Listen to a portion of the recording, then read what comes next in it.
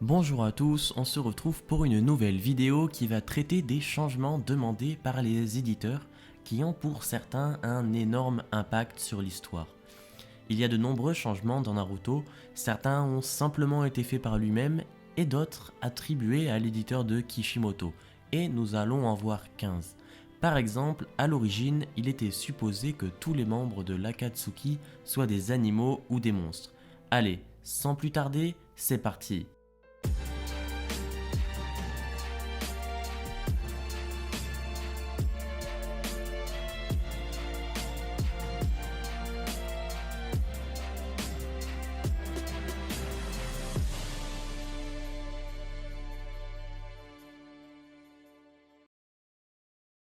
Sasuke n'aurait jamais dû exister. C'est l'éditeur qui a dit à Kishimoto de créer un rival pour son héros. Sasuke et peut-être Itachi, voire tout le clan Uchiwa n'aurait donc pu ne jamais exister sans les éditeurs. Donc de base, l'histoire devait se concentrer uniquement sur Naruto.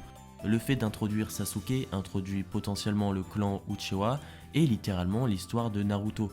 L'impact de cette idée sur le manga est vraiment énorme.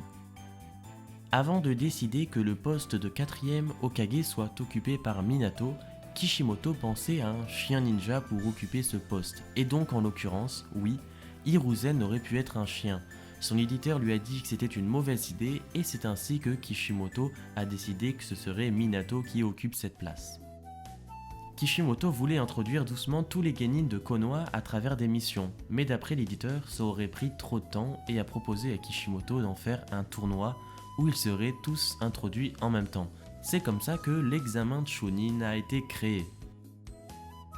Les éditeurs ont dit à Kishimoto de trouver des alliés à Sasuke pour ne pas qu'il soit seul après son départ de chez Orochimaru. C'est donc la raison pour laquelle il finit avec Suigetsu, Karin et Jugo. Et c'est ainsi que Taka a vu le jour. L'arc Hidan et Kakuzu a été raccourci. Kishimoto voulait davantage développer les deux antagonistes, mais les éditeurs ont voulu finir l'arc plus vite que prévu pour passer sur Sasuke et améliorer les ventes. Pain et Tsunade devaient avoir un combat qui devait se dérouler avant l'arrivée de Naruto à Konoha. Cependant, les éditeurs n'ont malheureusement pas voulu.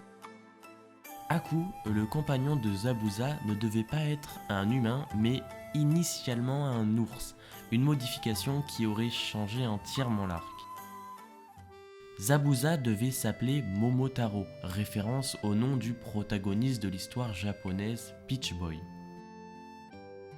Dans une des missions que Kishimoto avait en tête, Naruto aurait dû rencontrer une équipe dans un autre village. Le sensei de cette équipe était destiné à être le rival de Kakashi.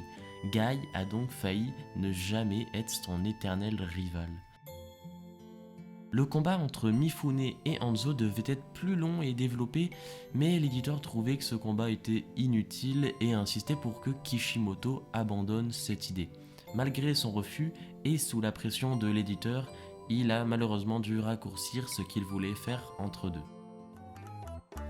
Il avait préparé une histoire non centrée sur les ninjas mais sur les démons. Le protagoniste devait être un renard qui pouvait se transformer en humain. Les éditeurs n'ont malheureusement pas aimé l'idée, puis Kishimoto est revenu avec l'idée d'un humain possédant un démon renard. Kishimoto voulait que Shikamaru soit le seul Chunin et qu'il gagne le tournoi, mais l'éditeur a refusé pour qu'Orochimaru puisse intervenir avant la fin. Il a finalement trouvé un moyen de faire intervenir Orochimaru et en même temps de donner le rang de Chunin à Shikamaru. Au tout début, Kishimoto voulait introduire de la technologie comme des voitures ou des armes un peu à l'image de Boruto, mais cette fois-ci dans l'univers de Naruto, dans le but de mixer l'ancien temps avec celui qu'on connaît. Son éditeur a refusé. Gaara aurait dû s'appeler Kotaro Fuma, qui vient de la légende de Kotaro Kuzumi, une histoire d'un enfant né d'un homme humain et d'une femme serpent. L'éditeur a proposé le prénom Gaara et Kishimoto a directement accepté car il a adoré l'idée. Initialement, les protagonistes devaient avoir des yeux étroits et les antagonistes des yeux plus larges. Un peu bizarre comme idée. Les changements que les éditeurs ont apportés ont beaucoup changé l'histoire. Certains sont évidemment dommages, mais d'autres ont apporté beaucoup de choses. Tout ne peut pas être parfait, mais en attendant, l'œuvre de Naruto est quand même fabuleuse. J'espère que cette vidéo vous a plu. Si vous avez des suggestions, n'hésitez pas à me le dire. Abonnez-vous, ça m'encourage vraiment à continuer. Bye tout le monde.